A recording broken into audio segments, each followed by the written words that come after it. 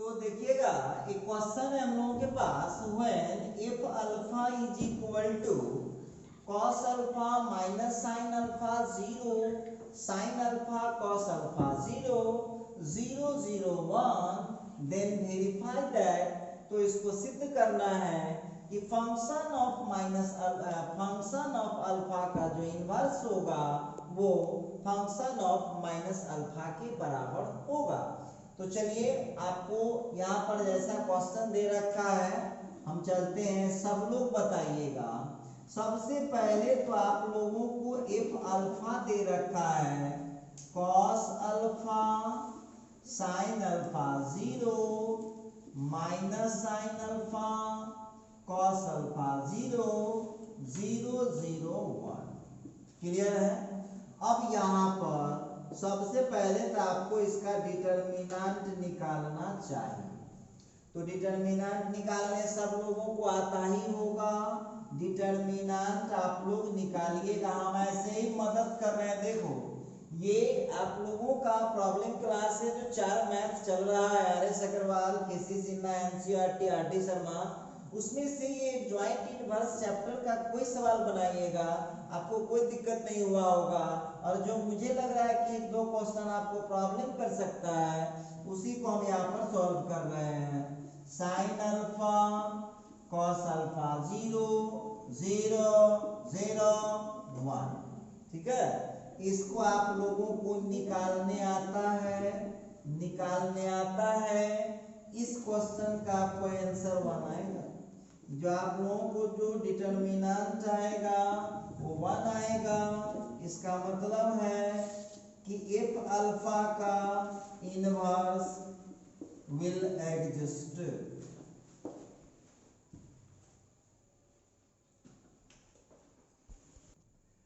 तो F alpha का जो हमने डिटरमिनेंट निकाला है उसका वैल्यू कितना आ गया, 1 आ गया। एफ अल्फा का जो डिटरमिनेंट हमने निकाला उसका वैल्यू 1 आ गया है। इसका मतलब है कि एफ अल्फा का इनवर्स गारंटी है कि निकलेगा।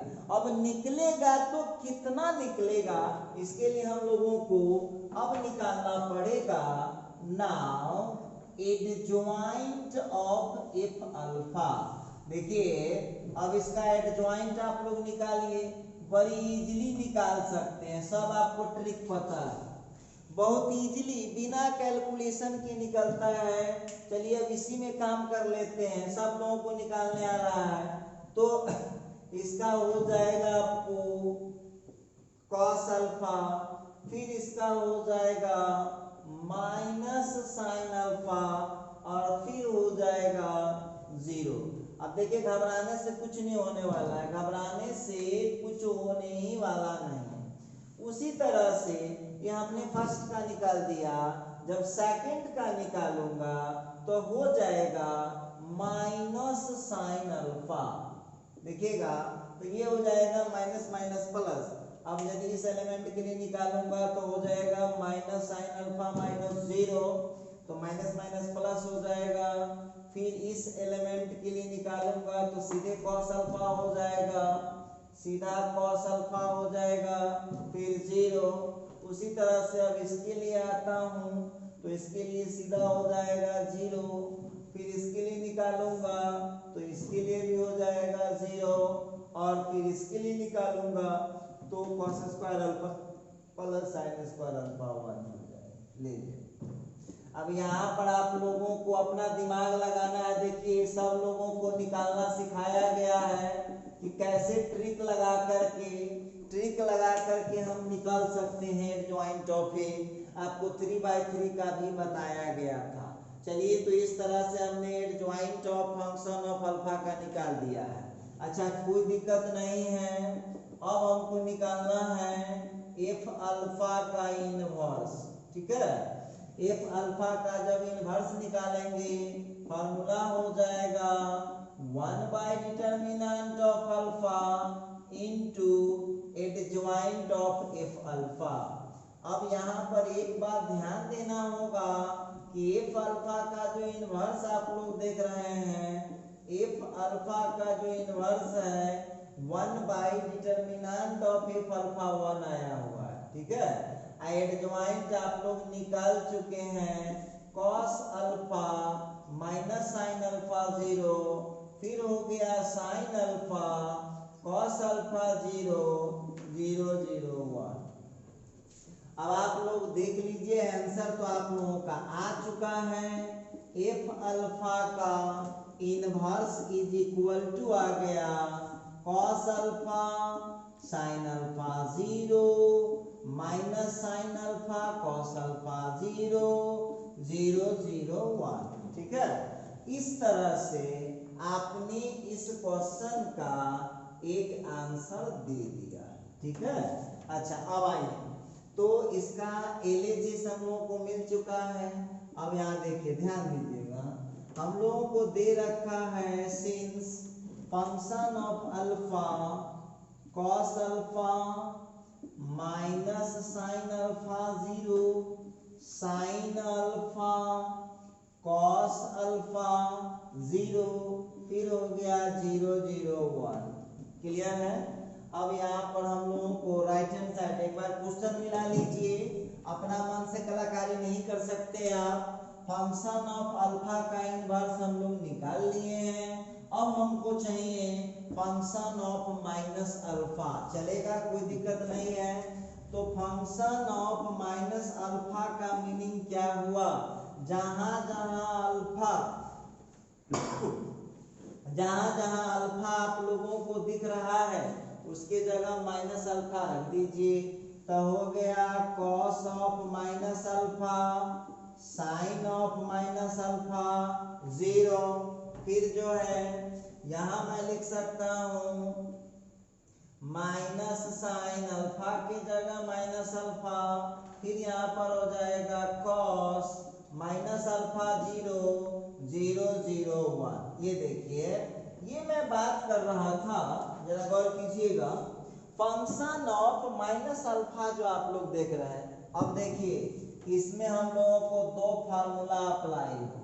कैसे, अब देख लो, फंक्शन ऑफ हम लोगों को फार्मूला पढ़ाया गया था cos minus theta is equal to cos theta होता है, और फिर sine minus theta equal to minus sine theta होता है। अब देखिए जरा इस क्वेश्चन पर नजर डालिएगा, तो आप लोग बताइए जहां जहां इसका, देखिए समझने वाला कैसे समझेगा, कॉस का एंगल निगेटिव हो तो माइनस खत्म हो जाता है। 11th में पढ़े होइएगा, ये 12th का नहीं है, ये 11th का टॉपिक है। और साइन में जो माइनस होगा, साइन में जो माइनस होगा वो बाहर आ जाता है, एंगल वाला माइनस। तो चले आइए वहां पर कितना हो जाएगा, तो अब हो जाएगा function of minus alpha is equal to कितना दीजिएगा, सो बात बताइएगा। तो आप लोगों का जो कॉस माइनस अल्फा है वो सीधे कॉस अल्फा होगा, लेकिन sine minus alpha minus sine alpha हो जाएगा यहाँ का 0, फिर यहाँ का माइनस साइन अल्फा। देखिए ध्यान दीजिएगा, एक माइनस पहले से बाहर है और ये माइनस बाहर कर देंगे तो minus minus plus sign alpha हो जाएगा, कॉस माइनस अल्फा सीधे कॉस अल्फा हुआ, ये 0 0 0 1। ये लीजिए। अब हम आपसे पूछ रहे हैं, मेरी बात को आप छोड़ दीजिए, हम आपसे पूछना चाहते हैं इक्वेशन 2 और इक्वेशन 3 को मिलाइए। इक्वेशन 2 और इक्वेशन 3 को मिलाइए, तो देखिए तो दोनों सेम है, मिलाइए, कोई दिक्कत नहीं, 1 मिनट का समय है, इत्मीनान से मिलाइए। देख लीजिएगा, फंक्शन ऑफ अल्फा का इनवर्स का जितना आंसर आया है उतना ही आंसर है फंक्शन ऑफ माइनस अल्फा का। तो हम लिख सकते हैं यहाँ पर from 2 and 3 function of alpha का इनवर्स इज इक्वल टू होता है फंक्शन ऑफ माइनस अल्फा। ये लीजिए प्रूफ हो चुका है आपका, यही आपको प्रूफ करके लाना था। तो इस तरह से देखिए बना हुआ तो आपका था ही, फिर भी हमको लगा कि आप लोगों को हो सकता है थोड़ा भारी महसूस हो, इसीलिए हमने इस क्वेश्चन को सॉल्व कर दिया है। तो देखिएगा एक क्वेश्चन आ गया और ये क्वेश्चन कई स्टूडेंट जो है व्हाट्सएप पर पूछे भी थे कि सर हमको एक क्वेश्चन बनाने में थोड़ा प्रॉब्लम हो रहा है। देखो ये जो क्वेश्चन है वो सबसे सस्ता क्वेश्चन इस चैप्टर का। लिखा D is equal to diagonal matrix D1 D2 D3 where none of D1 D2 D3 is 0। मतलब D1 D2 D3 में से कोई भी 0 नहीं है तो बोलता है प्रूव दैट, सिद्ध करें कि D इनवर्स का जो आंसर होगा वो डायगोनल इस तरह से होने वाला है। क्लियर है? तो आइए जरा हम इस पर आपस में थोड़ा सा बात कर लेते हैं, विचार कर लेते हैं कैसे क्या होने वाला है, जरा गौर कीजिएगा। तो आइए हमारा जो क्वेश्चन है ना, यहाँ हम लोगों को लिख रखा है डी डायगोनल मैट्रिक्स है, पहला एंट्री D1 है, दूसरा डायगोनल एंट्री D2 है और तीसरा डायगोनल एंट्री कितना है D3। देखिए अब सब कहिएगा एक के दिन में सर जी पढ़ा दीजिए। डायगोनल मैट्रिक्स में बोले थे कि डायगोनल एलिमेंट को छोड़ के बाकी सब 0 होता है, तो डायगोनल का तीनों दिया हुआ है, बाकी सब 0 हो जाएगा। आइए अब आप लोगों को सबसे पहले ट्राई करना पड़ता है डिटर्मिनेंट निकाल। तो करिए डिटर्मिनेंट निकालिए D1 0 0 0 D2 0 और 0 0 D3। क्लियर है? अब इसको जब आप तोड़िएगा तो D1 D2 और D3, D1 D2 D3 इस तरह से आपको आ गया है। आप लोगों को ये होमवर्क रहा निकालने का, सब लोगों को डिटर्मिनेंट निकालने आता है, निकालिएगा आपको इतना आ जाएगा। अब देख लीजिए जरा क्वेश्चन पर देखिएगा, क्वेश्चन 1 हुआ, वो खुद लिखता है कि D1 D2 और D3 तीनों में से कोई भी 0 नहीं है। इसका मतलब हुआ कि D1 D2 D3 कोई भी, मतलब इस तीनों का जो प्रोडक्ट हुआ वो 0 कभी नहीं होने वाला है।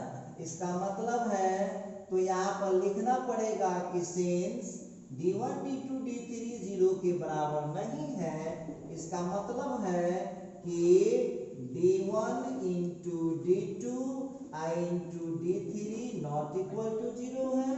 इसका मतलब है कि determinant of D not equal to 0 हो गया।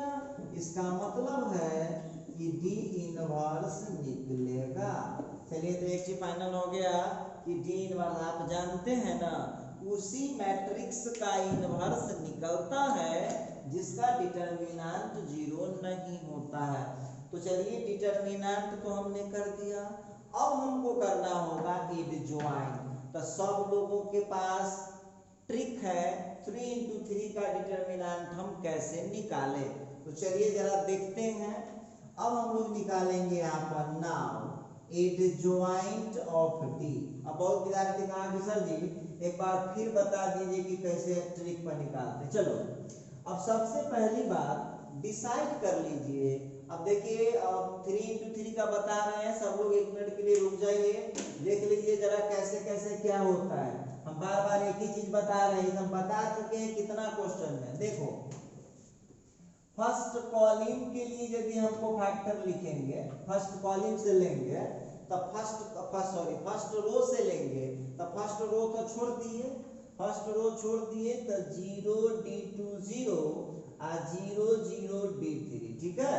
और आपको पता है ना ये साइन किसी से स्टार्ट होता है, प्लस से स्टार्ट होता है, तो बार बार एक ही चीज लिखना पड़ेगा।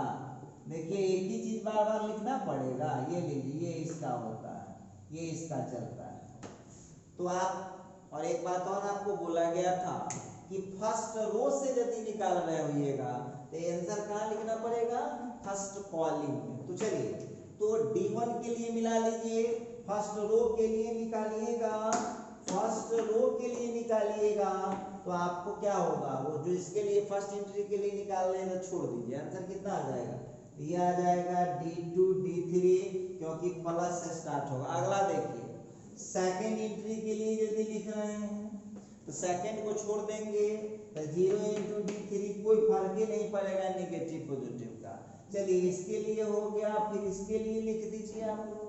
तो क्या हो जाएगा 0 इंटू 0 कोई फर्क नहीं, पॉजिटिव नेगेटिव 0 को कह के कौन सी कीजिएगा, कोई फायदा नहीं। आइए तो हमने देखा कि हमने फर्स्ट रो का कर दिया, लीजिए फर्स्ट रो का हो गया। अब आ जाइए आपको करना है सेकंड रो का, घबराइएगा नहीं, ये सेकंड रो आ गया। उसी तरह से सेम कीजिए तो सेकंड रो से यदि करते हैं तो सेकंड छूट गया D1 0 0 0 0 D3। आप भूल कीजिएगा थोड़ी होगा, एक ही चीज कितना बार आपको बताया जाएगा। तो चलिए अब हम फर्स्ट एंट्री के लिए लेते हैं, साइन वहां मिला लीजिएगा, साइन सेकंड रो में फर्स्ट एंट्री का साइन नेगेटिव है, पहले निकाल के चेक कीजिए। तो 0 इंटू D3 और -0 कोई फर्क नहीं पड़ने वाला, तो 0 आ गया तो -0 और +0 करके क्या करेंगे, कोई फायदा नहीं। चलिए सेकंड एंट्री के लिए यदि लिख रहा हूं तो इसको छोड़ दिया, तो D1 इंटू D3 और -0, तो इस पर फर्क पड़ेगा, तो फर्क पड़ेगा तो साइन मिला लीजिए वहां पर। Second entry first second row में सेकंड एंट्री का साइन क्या होगा, प्लस होगा, कोई फर्क नहीं है।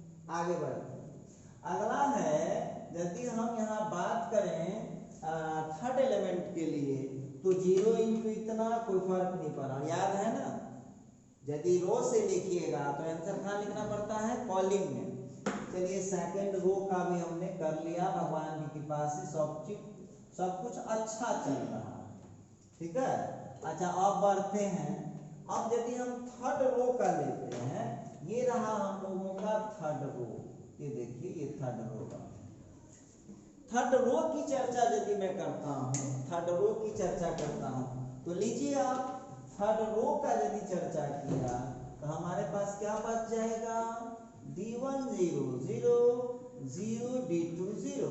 अब फर्स्ट एंट्री के लिए लिख दीजिए आप, तो फर्स्ट एंट्री के लिए लिखिएगा तो आप बताइए वहां कीजिए कैलकुलेशन कितना हो जाएगा। तो 0 इंटू 0 पॉजिटिव 0 आ गया तो नेगेटिव पॉजिटिव देखने की जरूरत ही नहीं। चलिए अब यहाँ इस एंट्री का हमने कर दिया। अब यदि सेकंड एंट्री के लिए लेते हैं तो हम मिलाइए कितना रहा है, तो D1 इंटू 0 में फिर कोई फर्क नहीं पड़ने वाला है।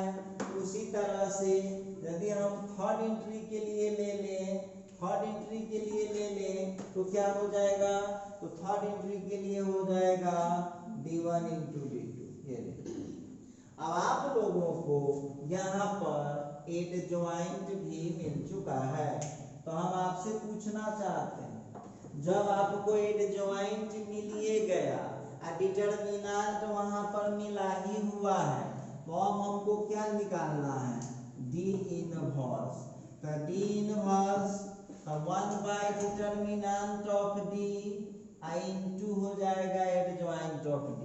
तो डाल दीजिए भाई, डिटरमिनेंट ऑफ D कितना है, D1 D2 D3, add joint of D कितना है, D2 D3 0 0, फिर है 0 D1 D3 0 0 0 D1 D2। चलिए आप ये भी आंसर लिख सकते हैं। अब इसको एक स्टेप बढ़ाइए, प्रूफ करना है आपको क्वेश्चन, तो इसको आप क्या कर पाएंगे, तो D2 D3 by D1 D2 D3, 0 को कोई फर्क नहीं पड़ता है, इसको कोई फर्क नहीं पड़ता है। उसी तरह से 0 यहाँ का हो गया D1 D3 D1 D2 D3। अब देखिए अगला है 0, फिर यहाँ का हो गया 0 0, D1 D2 बट्टा में हो गया D1 D2 D3। क्लियर है। अब यहाँ पर जो है D2 से D2 कट गया, D3 से D3 कट गया, D1 से D1 D3 से D3 D1 से D1 D2 से D2। क्लियर है। अब हम लोगों का जो आ रहा है वो आ गया है 1 by D1 0 0 0, 1 by D2 0 0 0, 1 by D3। ठीक है। चलिए एक स्टेप हम और बढ़ा लेते हैं। एक स्टेप यदि और बढ़ा लेंगे क्वेश्चन में तो बहुत आसान हो जाएगा।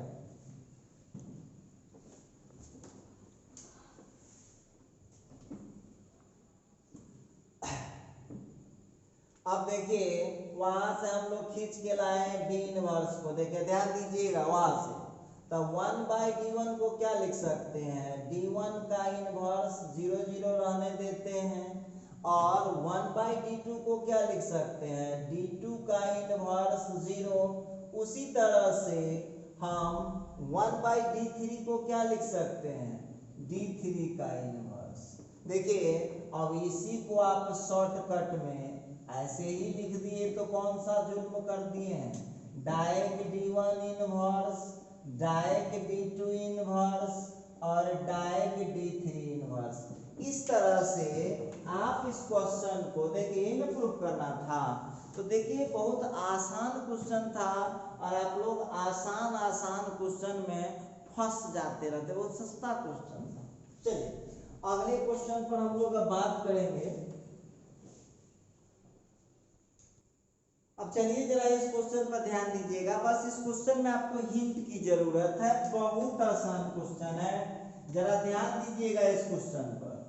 लिखता है कंप्यूट ए बी का होल इनवर्स, लिखता है compute inverse of A B when A equal to इतना एंड बी इनवर्स। देखिए इस क्वेश्चन को आपको थैंक यू बोलना चाहिए, कैसा जी, अब थैंक यू क्यों बोलेंगे, तो जो बी इनवर्स आपको निकालना पड़ता वो आपको निकाल दिया है। तो जितने भी लोग वीडियो देख रहे हैं ये क्वेश्चन देखने के बाद एक बार इस क्वेश्चन को बोल दीजिए थैंक यू क्वेश्चन। अब देखिए तो यहाँ पर ए का वैल्यू आपको दिया हुआ है, अब बी देखिए बी दिया रहता तो हमको बी इनवर्स निकालना पड़ता, लेकिन वो पहले से बी इनवर्स दे दिए हुआ है। तो देखिए कितना आसान हो जाएगा, देख लो यहाँ पर ध्यान दो, हिंट दे रहे हैं, ए का वैल्यू आपको दे रखा है 1 1 2 0 2 -3 3 -2 4, ठीक है। अब यहाँ से आप लोगों को ए इनवर्स निकालना है, ये आपका HW का। सब लोगों को मैट्रिक्स से मैट्रिक्स का इनवर्स निकालने आता है, बहुत सारे सवाल बताए गए हैं, उससे आप लोगों को निकाल देना है, ठीक है। नाउ अब हम लोगों को क्या निकालना है, ए बी का इनवर्स। तो ए बी का इनवर्स निकालना है, तो ए बी का इनवर्स का फॉर्मूला हो जाता है B inverse into A inverse. देखिए अब आगे का काम सुन लीजिए, क्या करना है ध्यान से सुनिएगा। बी इनवर्स हमको दिया हुआ है, ए इनवर्स यहाँ निकाल लेंगे, दोनों का यहाँ पर आपको वैल्यू फिट करना है, ठीक।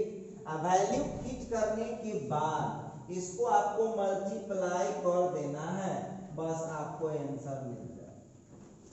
समझ में आ गया आपको। देखिए बी इनवर्स वहां पर दिया हुआ है और वहां पर ए से ए इनवर्स निकाल लिए, तो वहां पर आपको करना क्या पड़ेगा कि आपको बी इनवर्स का भी आंसर डाल दीजिएगा और ए इनवर्स का भी आंसर डाल दीजिएगा और दोनों को धो के गुना कर दीजिएगा, तो आपको फाइनल आंसर मिल जाएगा। बहुत आसान क्वेश्चन है, बना लीजिएगा, कोई दिक्कत नहीं आएगा। तो देखिएगा एक क्वेश्चन आ गया है। अब ये क्वेश्चन जो आप देख रहे हो ना, ये काफी है तो आसान, लेकिन बहुत बड़ा क्वेश्चन है, लॉन्ग क्वेश्चन है, इसमें 3 इनवर्स निकालना है। क्वेश्चन पढ़ लीजिए एक बार, कहता है ऑब्टेन मतलब प्राप्त कीजिए इनवर्स ऑफ द मैट्रिसेस इतना एंड इतना। बोलता है कि इस दोनों मैट्रिक्स का इनवर्स निकालिए, फिर लिखता है एंड हेंस तब find the inverse of matrix इतना। अब गौर कीजिएगा आप लोगों के सामने एक मैट्रिक्स, ये दूसरा मैट्रिक्स हो गया, इस दोनों का इनवर्स निकालने के बाद इसका इनवर्स निकालना पड़ेगा। तो देखते हैं इसका और इसका क्या कनेक्शन है, पहले इसको पता लगाते हैं। तो देख लीजिए क्वेश्चन को कैसे सॉल्व करेंगे। ए नंबर जो क्वेश्चन है ये हम लोगों का 1p0 01p 001। सब लोग बताइए, मेरी बात को छोड़ दीजिए, सबसे पहले आप लोग यहाँ से, ये होमवर्क में रहा, आप लोगों को यहाँ से ए इनवर्स निकालना। ए इनवर्स आपको निकालना है, ये आपका HW का। ए इनवर्स आप लोग अपना निकालिए, सब लोगों को निकालने आए, ठीक। अच्छा, सिमिलरली उसी तरह से आप लोग क्या कीजिए, मान लीजिए जो दूसरा वाला मैट्रिक्स है उसको आप लोग भी मान लीजिए। तो 1 0 0 Q 1 0 0 Q 1, ठीक है। अब यहां से क्या करना है आपको, बी इनवर्स निकाल लीजिए। सब लोगों को निकालने आता है। अब आपका मन है तो ट्रिक पर निकालिए, मन है तो लंबा चौड़ा करके निकालिए। आपको दोनों कॉन्सेप्ट बताए जा चुके हैं। चलिए, ये दो आंसर, एक आंसर तो हमारा यही हो गया। हम लोगों को 3 मैट्रिक्स का निकालना था, एक आंसर मेरा ये हो जाएगा, 2 आंसर हो गया। अब आइए, अब हम यहाँ पर आज बात करेंगे, हमारे पास एक और की जब निकल जाता है तो बोलता है एंड हेंस, तब निकालिए find the inverse of matrix इतना। हम निकाल सकते। अच्छा देखिए, वो जो मैट्रिक्स दिए हुआ ना नीचे वाला, अब आप उसको पहले ए और बी को मल्टीप्लाई कर लीजिए। आप घर पर मल्टीप्लाई कीजिएगा, ए को कर लीजिए, आप बी को कर लीजिए, दिया हुआ है ना। तो जब इसको मल्टीप्लाई कीजिएगा ना तो वही आपको आएगा जो मैट्रिक्स लिखा हुआ है, वो आएगा। चेक करना पड़ेगा, 1 आप लोग चेक कीजिए घर पर। सब विद्यार्थी को मल्टीप्लिकेशन करने आ रहा है। ये पी क्यू हो गया, ये क्यू, फिर हो गया 0 पी 1, ठीक है। अब हम लोगों को यहाँ पर आ चुका है ए इंटू बी। सब कुछ ठीक ठाक है, घबराने की कोई बात नहीं है। चलिए, अब आप लोगों को इसका भी इनवर्स निकालना है। अब यहाँ से हो गया ए बी का इनवर्स, तो निकालना कहाँ पड़ेगा, सब पहले से रेडी। देखिए वहां ध्यान से, बी इनवर्स निकाले हुए हैं, वहां से वैल्यू ले आइए। ए इनवर्स वहां निकाले हुए हैं, वैल्यू ले आइए। दोनों को मल्टीप्लाई कर दीजिए, यही आपका आंसर हो जाएगा। तो देखिए, एडजॉइंट, इनवर्स, और अभी तक समझ लीजिए कि मैट्रिक्स का अब जो क्वेश्चन पूछने वाला था वो अब समाप्त तो हो चुका है। देखिए, बहुत बच्चे ये बात हमको बोलेंगे कि सर आप थोड़ा ज़्यादा समय लिए हैं सिलेबस को कंप्लीट कराने में। देखो, कहीं भी तुम YouTube का इतना बड़ा चैनल है, किसी भी चैनल पर देख लो, ठीक है। और ये जो कंटेंट तुमको पढ़ाया गया है, इस कंटेंट से पहले कंपेयर करो, और कंपेयर करने के बाद बताओ कि क्या बात है, समय क्यों लगता है। कोई देखो छोड़ छोड़ के पढ़ा देता है, सिलेबस को कम करता है, तो वहां पर उसको कम समय नहीं लगेगा। तो आप उस टाइप का क्यों पढ़ना चाहते हैं, दोबारा थोड़ी ना पढ़ने आएगा 12। इसीलिए आप ये बात मत घबराइए। दूसरे लोग यदि खत्म करने का क्षमता रखते हैं तो उससे भी पहले खत्म करने का क्षमता हम रखते हैं, लेकिन जब एग्जाम पर्पस होगा तब ना। अभी आप पढ़िए ना, अब आपकी चिंता केवल आपको नहीं करना है, हम हैं और आपको सिलेबस पढ़ा रहे हैं, तो मुझे भी इस बात की चिंता है कि आपको कोई प्रॉब्लम नहीं होना चाहिए। तो चलिए, आपको इस चैप्टर में कोई दिक्कत होगा नहीं। अब जो कल जो हम नया टॉपिक शुरू करने वाले हैं, चैप्टर चालू करने वाले हैं, सिस्टम ऑफ लीनियर इक्वेशन, उसका सॉल्यूशन मैट्रिक्स मेथड से करेंगे। तो आज आपको एक होमवर्क देके जा रहे हैं कि एडजॉइंट, इनवर्स को अच्छा से देख करके आइएगा। मिलते हैं अगले वीडियो में, आज के लिए बस इतना है।